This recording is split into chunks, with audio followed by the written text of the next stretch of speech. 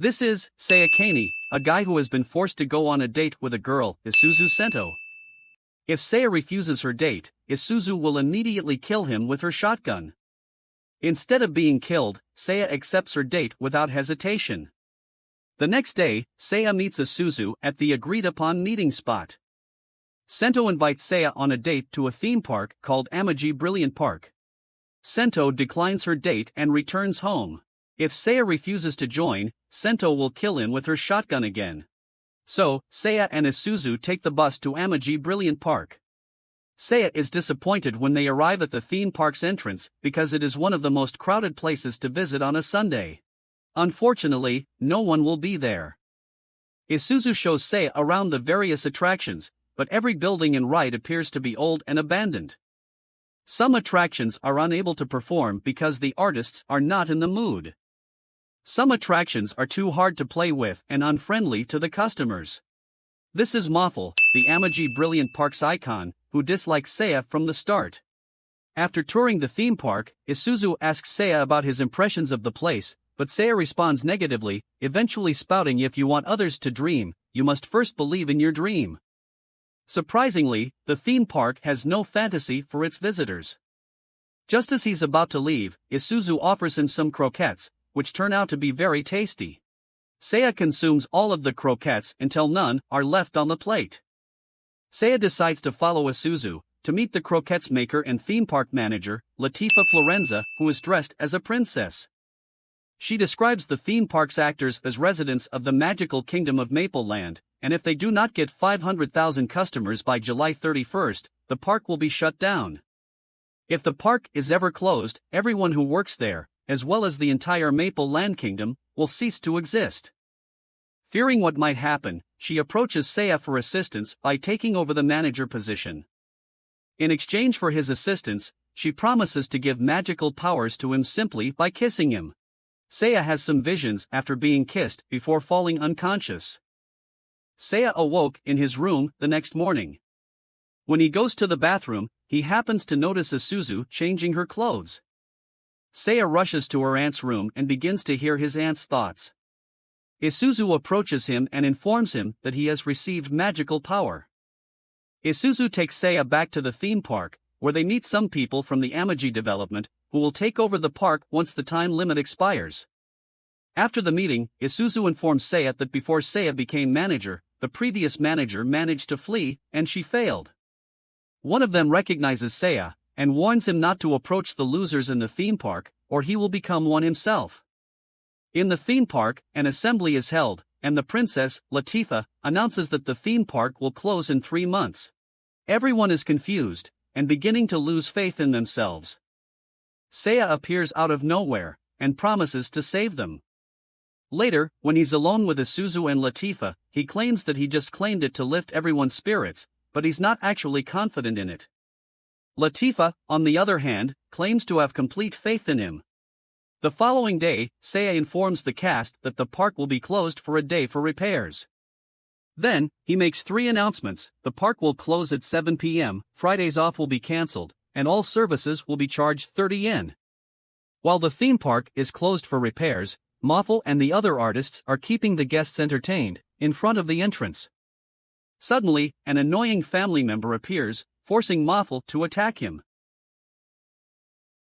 Salama records the fight on her cell phone. Soon after, Isuzu shoots the family, causing them to lose their memories. Seiya creates a promotional video, featuring the Elementario fairies, Latifa and Isuzu in swimsuits, but it does not receive the expected number of views. Then, Seiya uploads an edited video of Moffel's fight, which receives a lot of hits and gives a lot of views. The theme park's efficiency and visitor count are increasing as a result of Seiya's video hits and repair plan. Seiya begins to work more seriously, after hearing about some progress. When Isuzu informs Seiya that Moffel, Macaron, and Tyrami have some complaints, Seiya decides to delegate responsibility to Isuzu.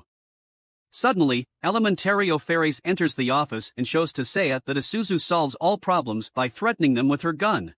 Seiya scolds Isuzu for his bad behavior after seeing this, but she refuses to accept it. As a result, Isuzu begins to flee Seiya and return home. Isuzu appears to be feeling sorry for herself and reflecting on her problems. The next day, Latifa invites Seiya to accompany her on a Ferris wheel ride. Latifa is excited to ride the Ferris wheel and see the view, but Seiya reveals to Latifa that he is afraid of heights. Seiya suddenly has the impression that they have met before, but Latifa has no recollection of it. When it starts raining, the drainage system fails, threatening to flood the park and forcing it to close for a month. Seiya is anxious about what to do, but Isuzu takes the initiative and organizes an emergency response to prevent further damage. Finally, Isuzu and her team save the park. Following the rain, Isuzu helps Seiya in checking the drainage system. Isuzu suddenly reveals that her strict behavior toward others comes directly from her military training, and she believes that everyone in the park dislikes her. Seiya proves her wrong by showing Isuzu the happy faces of the cast as they thank her for her assistance. Amagi Brilliant Park has spent all of its savings on repairs to the theme park, and there is no money left to keep it running. The team is brainstorming new ways to raise funds. Moffel, on the other hand, recalls their friend Dornell, who went missing while searching for treasure in an abandoned area of the park. So, Seiya, Isuzu, Moffel, Macaron, and Tyrami set out to explore the abandoned area. When they all enter the abandoned area, they are greeted by the gatekeeper, who provides them with weapons to aid in their search for the treasure. As the team continues on their journey, they come across a number of traps. Isuzu and Macaron become separated when they fall into the trap.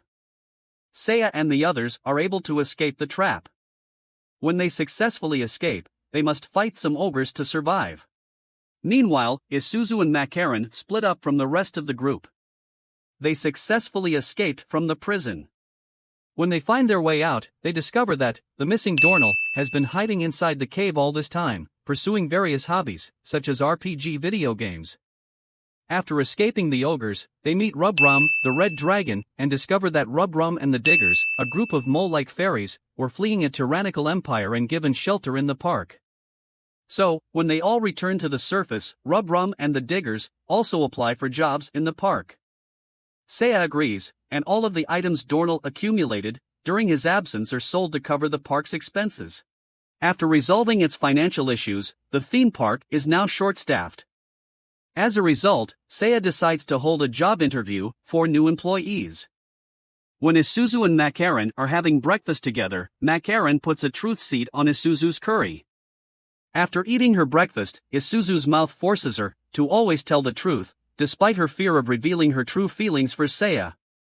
When Seiya, Isuzu, and Moffel are recruiting workers, her problems become worse, because the last 3 female applicants are the ones she saw in her dream the night before. Isuzu recalls the 3 females either seducing Seiya or replacing her as his assistant and secretary. Fortunately, Isuzu can control her mouth and avoid telling Seiya about her dream. After the theme park hired more staff, Moffel, Macaron, and Tyrami are entertaining the kids at the water park. Isuzu and Elementario fairies dress up as a pirate to entertain their guest. Soon after, the underground gate leaks and breaks. Suddenly, a group of Maple Land pirates appears to wreak havoc. Ironbeard, the captain, orders his crew to capture and sell all of the women and children. Because they successfully capture Latifa, the pirates win. So, they hold Isuzu, Latifa, Moffel, Macaron, the Elementario fairies, and the guests hostage. Seiya and the others successfully fight back against the pirates and rescue them. Jaw, one of Seiya's staff, falls into the cannon by accident and is shot at the pirates' location. Surprisingly, the pirates are terrified of Jaw's terrifying face, and they decide to surrender. Seiya gets a summer cold the next day, but he can't afford to miss school due to his previous absences. When Seiya lies down on the bed, Isuzu approaches him and flirts with him directly. Unfortunately, Macaron and Tyrami disguise as Isuzu and manage to fool Seiya. Isuzu decides to go to school disguised as Seiya on the first day. Isuzu discovers a love letter in Seiya's shoe locker, but the sender, Seiya Kanie, had mistaken his locker for someone else's. Kanie develops feelings for Kanie despite Sento's encouraging words. The next day, Macaron disguises himself as Seiya. Macaron becomes a slacker, rebels against Seiya's teacher, and eventually fights Kanie's crush. Tyrame's turn to disguise follows Macaron's. Tyrame becomes flirtatious with Kanie but is left out, because Kanie dislikes him with Sento. Since the last 2 days have ended in disgusting incidents, as a result of Macaron and Tyrame's behavior. Moffel, disguised as Seiya, makes peace with the girls with the help of Seiya, who disguises himself as the boy who likes Kanie. Finally, Seiya's school life is safe and protected. The Elementario fairies are invited to dinner with Latifa after their attraction has not improved, due to a lack of teamwork.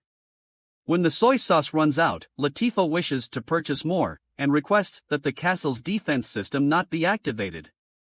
Unfortunately, the Elementario fairies accidentally press the button. The castle has trapped them all, and the outsider will not be able to enter until tomorrow morning.